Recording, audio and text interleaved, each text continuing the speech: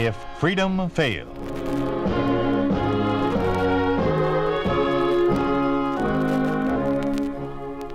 We'd like to take you on a visit to a town that doesn't exist. A town we call Springfield, USA. We'd like to show you how things would be in any American town if communism took over. This is a factual account of communist methods of conquest. The play is entitled Enemy of the People.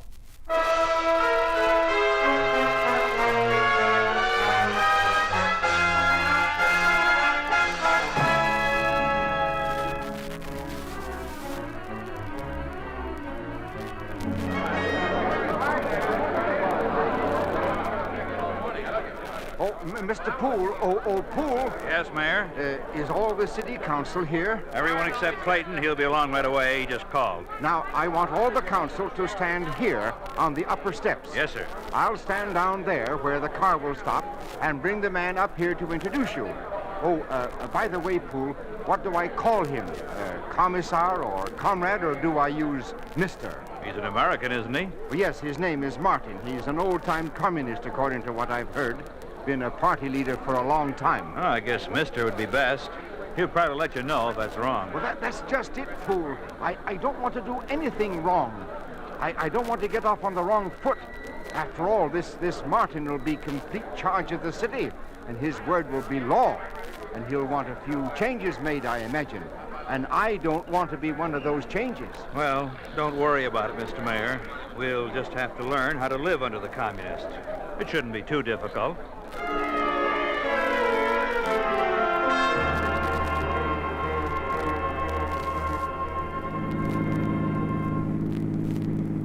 Is this town straight ahead there, driver? Yes, sir, it is. Good. Take us directly to the city hall. Yes, sir. Now, Farrington, your lesson is about to start. It's a privilege to have my first assignment under a man of your reputation, Comrade Martin. Very pretty speech. Sounded almost routine, like something you'd memorized. I did. Excellent. I've taken a lot of young communists out with me to indoctrinate them with our methods of taking over a locality. Knuckleheads, most of them. Wide-eyed revolutionaries that were about as subtle as a pratfall. But I don't think you're that way. No, Comrade Martin, I'm not. I'm going to do big things in the party. You have a pretty good start already. I believe you're a graduate of the Lenin School in Moscow, aren't you? Yes. Then let's see how well you were trained. Describe the locality, please. Well, Springfield is a town of about 18,000 persons, mostly middle class. 3 wealthy families, principally a farming community with its main income based on the wheat fields which surround it. Other prominent features of the town include the small college, the rolling mills, 2 grain elevators. Well, that's fine, fine. You have the facts well in hand. But let me tell you something that you won't find in encyclopedias or almanacs. Something about those 18,000 persons. In the first place, right now they're completely dazed, like a punch-drunk fighter. They know that the communists are in control, but they don't know what that means. This is the perfect psychological time to attack, when they're off balance. And remember this for the future. This is an attack, exactly like any military operation. I have my battle plans. Soon I shall have subordinates to carry them out. And I intend to win the campaign. We're inside the city limits, sir. You know the way, driver? Yes, sir. It's on the left there, about 2 blocks ahead. Ah, yes. I see the tower and the flagpole. But no flag. There's quite a crowd there, Mr. Martin. Maybe we should have brought a military escort. For what? I don't need protection. After all, I'm here as a friend, bringing to the people of this town all the benefits of our new democracy. This is a welcoming committee, not a bunch of vigilantes. Here we are, sir. Come on, Farrington. Here's where I make my first speech. Right behind you, sir. Oh, is this Mr. Martin? Oh, of course it is. I recognize you from your pictures. I'm the mayor of Springfield, and I want Do you have a microphone here on the steps? Why, yes, we do. Where is it? It's right over here, sir. Introduce me, please. Yes, sir. Oh, excuse me, please. People of Springfield, fellow citizens, it is my pleasure to introduce a man who has been assigned to help our community achieve prosperity and strength. A man who has come many miles on this mission and who, I am sure, will grow to love our town of Springfield as we love it. Introduce me. Forget about the rest of your speech. Yes, sir. Ladies and gentlemen, the Communist Party leader, Mr. Floyd Martin. My comrades, my friends, the yoke of reactionary oppression is lifted from your shoulders. Henceforth, you are free men. The victorious communists have brought you to the new democracy, and from this moment, your town will blossom.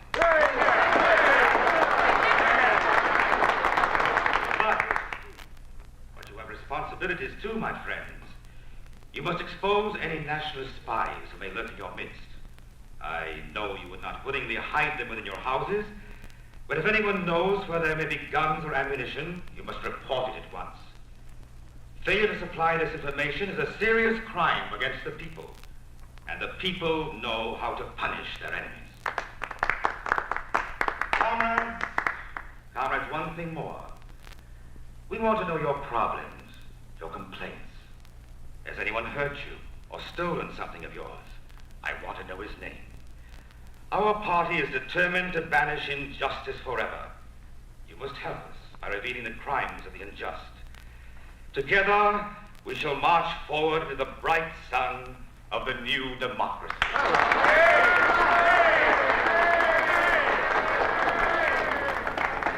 Come on, Farrington, that's enough for a start. Excuse me, sir. What about him? Who? The mayor. Oh, yes, sure, bring him along. I want to offer my services, Comrade Martin, in any way they can be used. I have always been a servant of the people. Farrington, what time is it? It's just after 2, sir. Where is your office, Mayor? Why, it's right down this corridor. I'll use it as my temporary headquarters. In 30 minutes, I want the city council there. All of them, understand? Yes, sir. Oh, here is the office. Very well. Come on in, Farrington, and we'll... No, not you, Mr. Mayor. Oh, but I was only... You have your orders. Go find a phone someplace and start rounding up the council. Then report back to my office.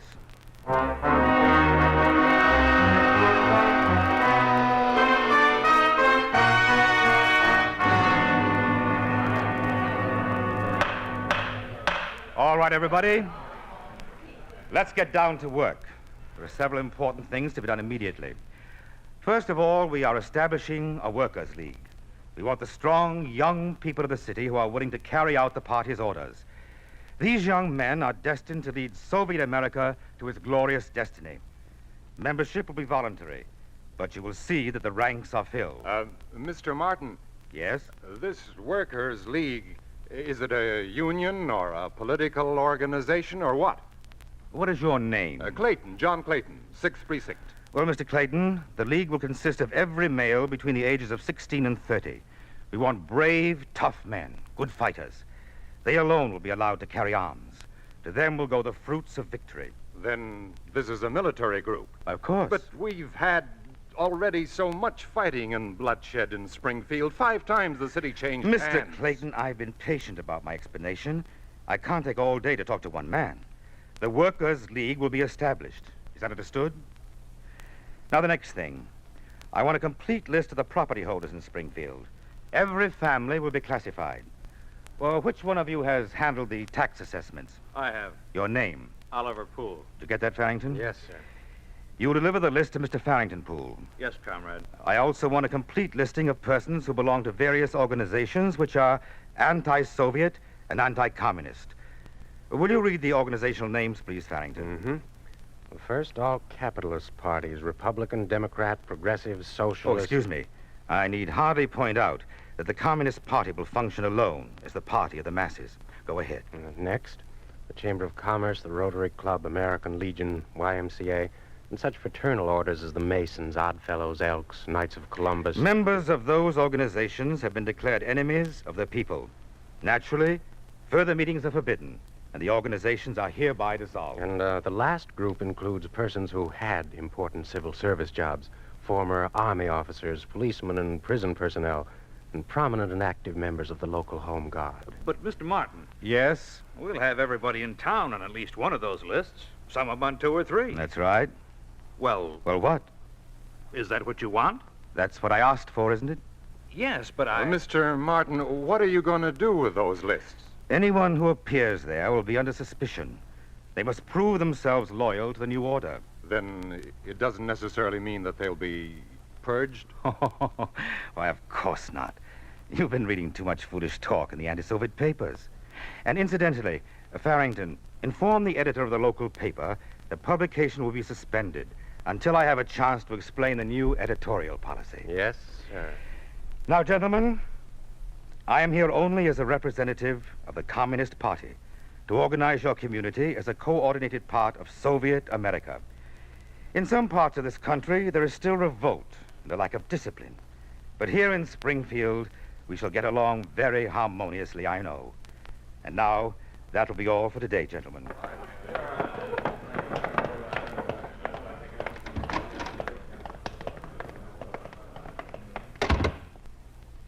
I admire your technique, Mr. Martin. Yes, it's difficult when you have to deal with such as these. You'll want Clayton and Poole removed, won't you? Well, you're a jump ahead of me, Farrington. Yes, write out their resignations. Also, I can't stand much more of the mayor. It reminds me of nothing quite so much as a dead fish in a delicatessen window. He'd better resign, too. All right, sir. Do you have any questions about this operation so far? Well, I'm not familiar with setting up this workers' league. What is it exactly? Oh, yes, I should have explained to you.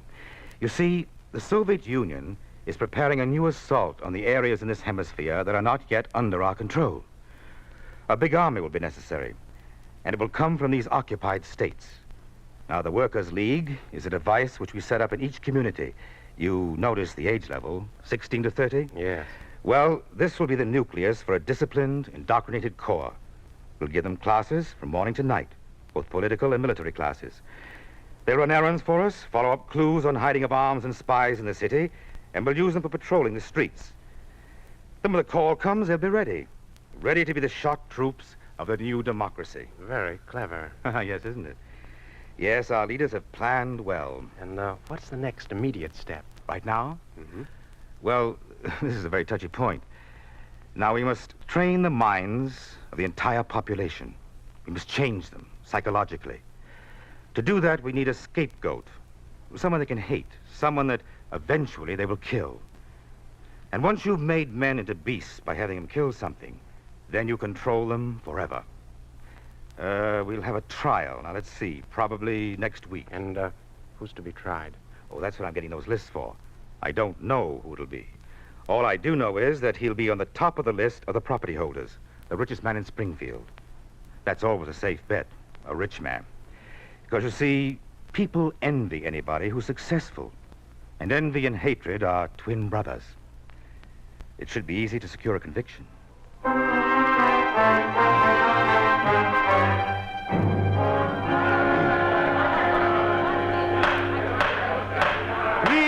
Please, comrades, no demonstrations. I shall repeat the question once more, Mr. Henderson. You were the president of the Guarantee State Bank, is that true? Yes. Speak up. Yes, that's true. And you've heard the testimony given by the members of the Workers' League that you foreclosed on mortgages, forcing families to leave their homes and their fields. I need some legal advice on this. You have advice. I advise you to answer the questions. Yes, I did foreclose, but that's... Just yes will be sufficient. But that's how the banks are run. There's nothing different between what I did and what's done all over the country. When someone defaults on a mortgage, then it's only a matter of time until the collateral is impounded. Quiet, please. I agree with you here in the court that there is no defense and no excuses. He is an enemy of the people. But let us avoid bloodshed. Now, perhaps Mr. Henderson will repent of his actions and become a good citizen of the new order. Since it is apparently the desire of the people to see justice done, justice tempered with mercy, I hereby sentence William Henderson to 10 years penal servitude for crimes against the state. Next case. You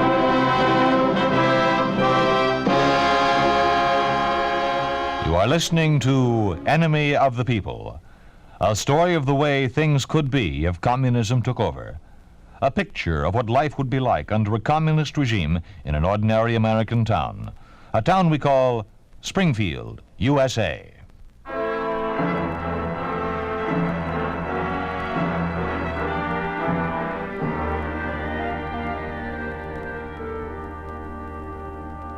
Come in, Mr. Farrington.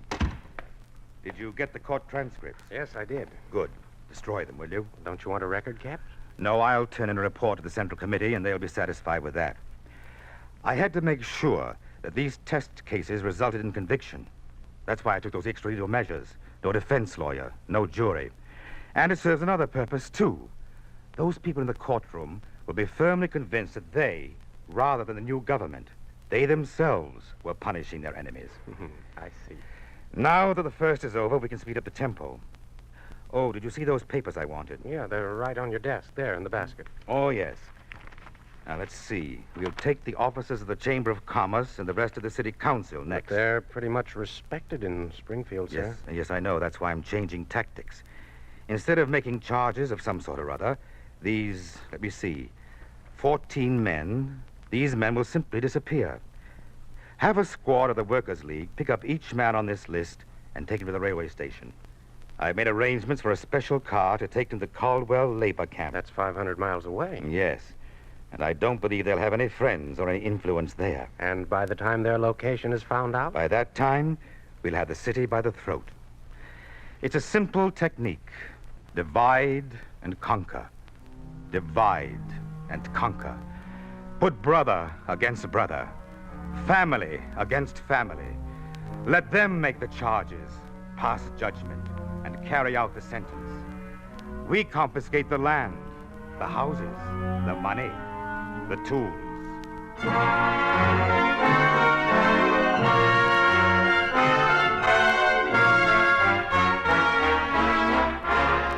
Isn't it true that you made anti-Soviet statements to your children? Yes. Your land belongs to the state. Your wife quarreled with the woman next door, who was a loyal party member. Is that not true? Yes. Your property is confiscated and belongs to the state. You loaned money to this man and charged him interest, did you not? Yes. Your house, your furniture, your clothing are taken as restitution. They belong to the state. You rented houses to these workers at exorbitant rates, didn't you? No. You are sentenced to death by hanging. You hid this gun in the attic of your house. No, I didn't. Death by hanging. You led a demonstration in front of the city hall, didn't you? Yes. You will be beaten to death on the city hall steps.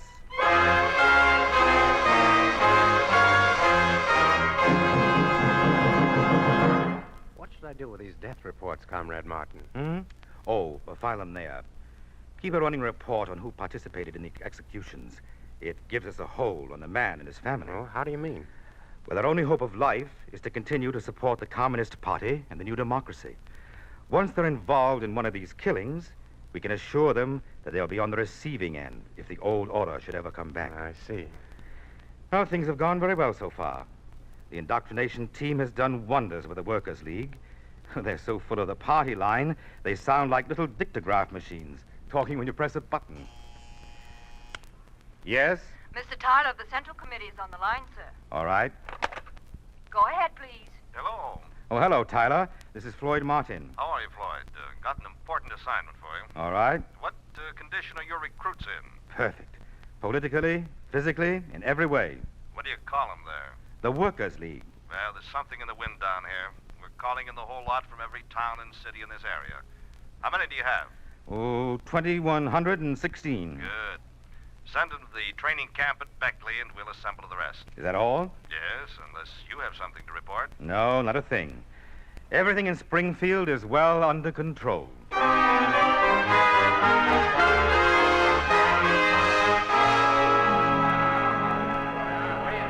of the Workers' League, you have the commendations of the Communist Central Committee for the strides you've made in these few short months. To you will come, eventually, the highest rewards, the best houses, the most food, the highest positions, and all honor. Even higher honors await you. And here to tell you about this is your beloved leader, Comrade Martin.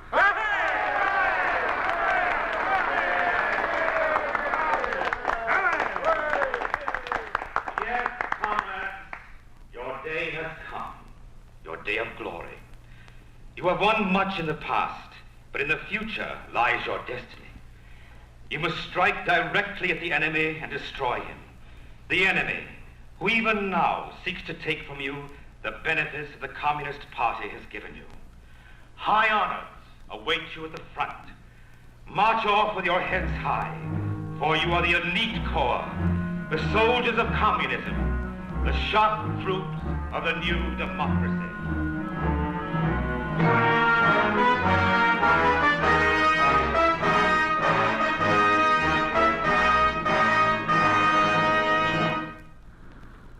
Oliver! Oliver Poole! Yes? Oh, hello, Clayton. Nice to see you again. Oliver, is your son with the League? Yes, just said goodbye to him. I'm ashamed to admit it, but I'm glad to see him go. He's changed so. Yes, I know what you mean. Old towns change. Springfield's a ghost town now. All the older men of any influence are gone. Almost all the business district and residential property belongs to the state. Now our children are gone. Our boys, who just a few years ago had bright futures, now they have a future of training camps, battlefields, and eventual death for the communist cause. Watch out. Someone will hear you. Yes. By all means, be careful. Don't say a word against the new order. You'll wind up in the Caldwell labor camp. If you're lucky. Or is it the lucky ones who get a quick and painless death by hanging? You know, this is dangerous. Even the two of us standing here in the street, talking together, can mean trouble. Something evil has happened to this town. Something that prevents men from speaking their minds, even to defend a man who is falsely accused. You heard about the latest trials? Yes. Frightful. We had bad times before, went through a depression, suffered fires and community problems. But we worked out of them because we had faith. We had faith in our way of life. Now we have nothing but fear. Careful. Here comes Faring. Oh, Mr. Poole, I've been looking for you. Good morning, Comrade Farrington. Hello, Clayton. Farrington? I've just come from the leader's office. We'd like to see you immediately, Mr. Poole. Even though I resigned from official duties? Of course, if you refuse to Oh, come. no. I'd rather walk over there than be dragged. Do you want me to come along, Oliver? No, I'll be all right. I'll call your wife. Thanks, but she's not at home. She left at 5 this morning with the rest of the women to go out and work in the wheat fields.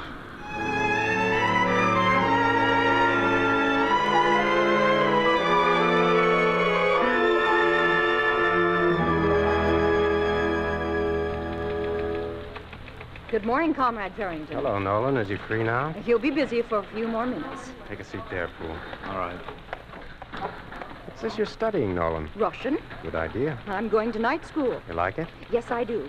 I think it'll come in handy someday. Could be. I studied it in Moscow when I was there. I know. I thought maybe you would help me with it. Sure, I'd be glad to. Well, you can go in now. Thank you, Nolan. Come on, Oliver.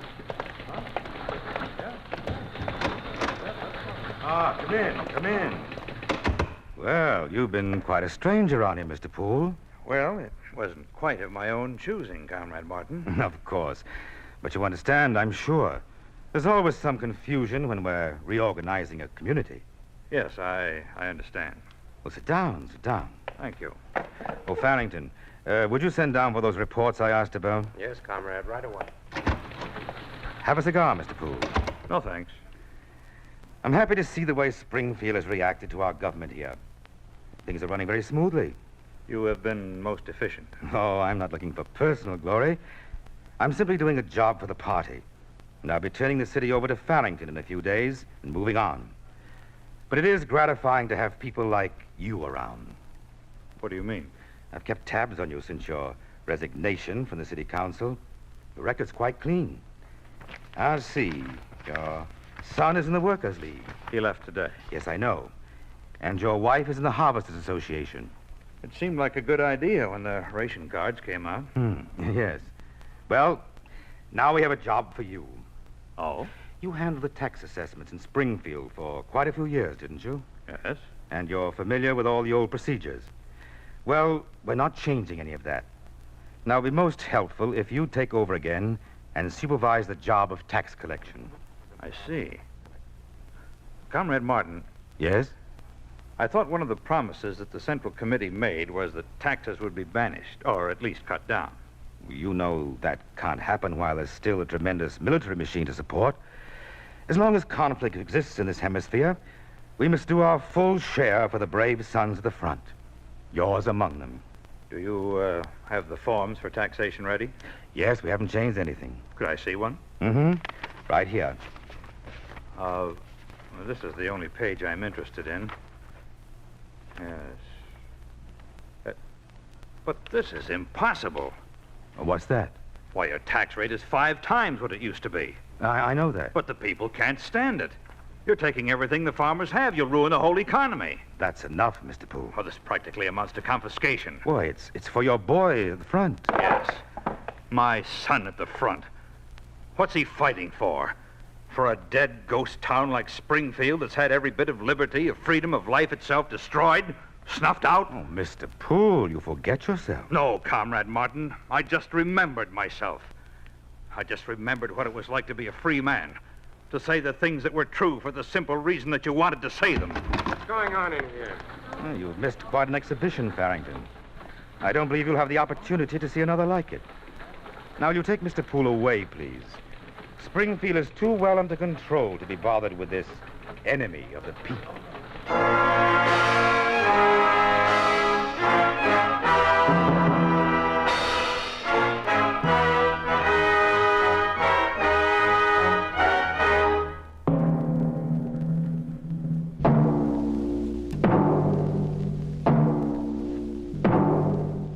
You have just heard what happens to a city under a communist regime.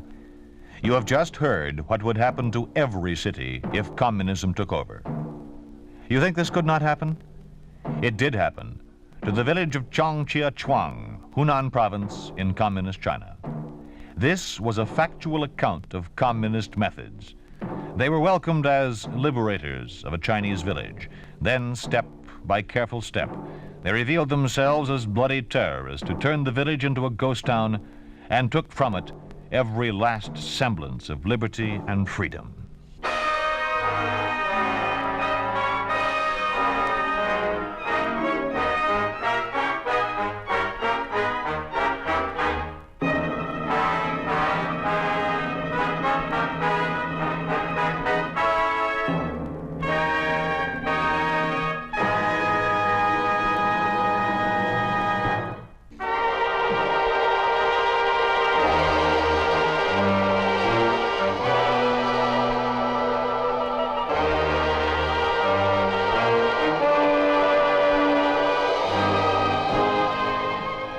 You've been listening to If Freedom Failed, starring George Macready as Martin in Enemy of the People.